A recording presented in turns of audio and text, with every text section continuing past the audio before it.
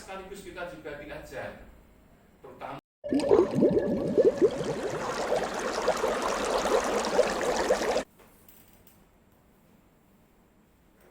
saudara-saudari yang terkasih. Bacaan hari-hari ini menampilkan secara bersambung, kalau boleh saya katakan begitu. Bacaan yang pertama itu dari Kisah Para Rasul, dan bacaan Injil dari Injil Yohanes bab 6. Seolah-olah melalui bacaan-bacaan yang disajikan secara liturgis ini mau mengatakan kepada kita bahwa ciri khas murid Yesus yang bisa kita temukan dalam Kisah Para Rasul adalah berkembang di dalam kesulitan, berkembang di dalam berbagai macam tantangan, atau dengan kata lain penganiayaan atau hal-hal yang tidak mudah. Tetapi juga tetap berkembang atau makin kuat. Mengapa? Karena Tuhan sendiri yang bekerja di dalam diri para murid Yesus itu. Dan terutama Tuhan bekerja melalui penyertaannya di dalam roti hidup, sakramen Ekaristi yang menyatukan mereka dan memberi mereka semangat untuk bertahan dan ketekunan untuk berjuang, seperti yang kita dengarkan beberapa waktu yang lalu dari Kisah Para Rasul bab 2. Dan hari ini kita mendengar bukti bahwa Tuhan itu bekerja dalam perjuangan para murid, yang bisa kita dengarkan di dalam bacaan yang pertama yang amat bagus tadi dikisahkan cukup panjang lebar, yakni kisah pertobatan Saulus. Saulus yang kemudian akhirnya dipanggil Tuhan berubah atau bertobat dan akhirnya nanti akan menjadi Paulus. Pertobatan Saulus sungguh-sungguh menggambarkan pertobatan Kristiani yang sejati, yang biasa disebut dengan metanoia. Metanoia itu artinya, kalau saya terjemahkan dengan bahasa sederhana, adalah balik kanan maju jalan. Jadi bukan hanya balik kanan saja, tetapi balik kanan dan maju jalan, yakni meninggalkan rancangan lama yang salah dan kemudian kembali ke dalam jalan Tuhan yang benar atau yang mulia. Dan itulah yang akhirnya kalau kita lihat yang terjadi pada diri Saulus, yang kemudian akan menjadi Paulus seperti yang tadi kita dengarkan di dalam bacaan yang pertama.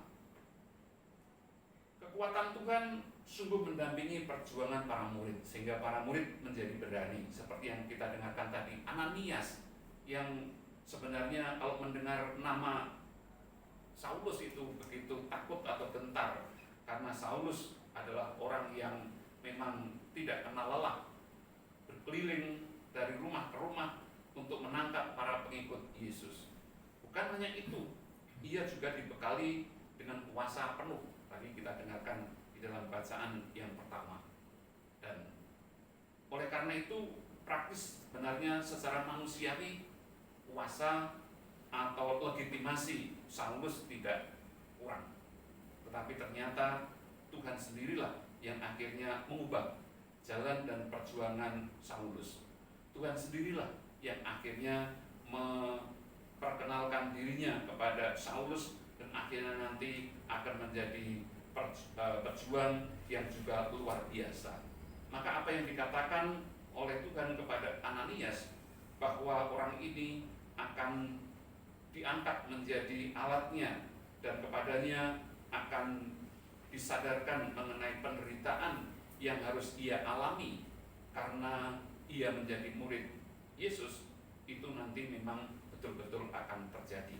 Dan nanti akhirnya kita akan melihat bagaimana orang yang bernama Paulus ini sungguh-sungguh akhirnya berjuang habis-habisan, total, hati, hidup, dan seluruh, kalau boleh kita katakan, tenaga dan keberaniannya hanya untuk mewartakan Tuhan sendiri, Yesus yang adalah Putra Allah, Yesus yang senantiasa mengasihi kita, atau Allah yang mengasihi kita melalui Yesus yang juga harus kita terima atau kita imani. Karena hanya orang yang berani mau mengubah pandangan hidupnya dan mengimani Yesuslah yang nantinya akan selamat, memiliki hidup yang kekal seperti yang tadi kita dengarkan di dalam bacaan Injil.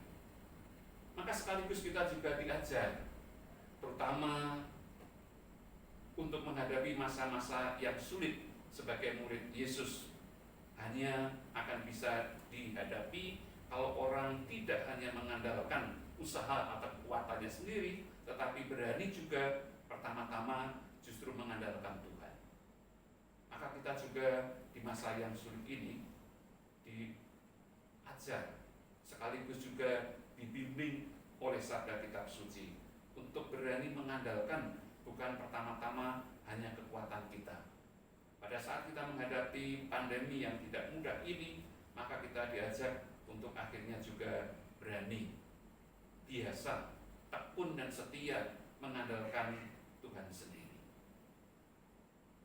Tuhan itu tidak kelihatan, tetapi pada saat-saat sulit, akhirnya semua orang akan lari, berlindung dan memohon keselamatan darinya. Maka sebenarnya juga nurani kita pun sudah mengajarkan kepada kita tentang siapakah yang sebenarnya pantas untuk menjadi andalan kita. Maka dalam masa-masa yang tidak mudah ini, marilah kita berani untuk mengandalkan Tuhan. Bapa Suci di dalam suratnya kepada kita semua, khususnya umat Kristiani, mengundang kita bersama-sama untuk berani mengandalkan Tuhan bersama dengan Bunda Maria.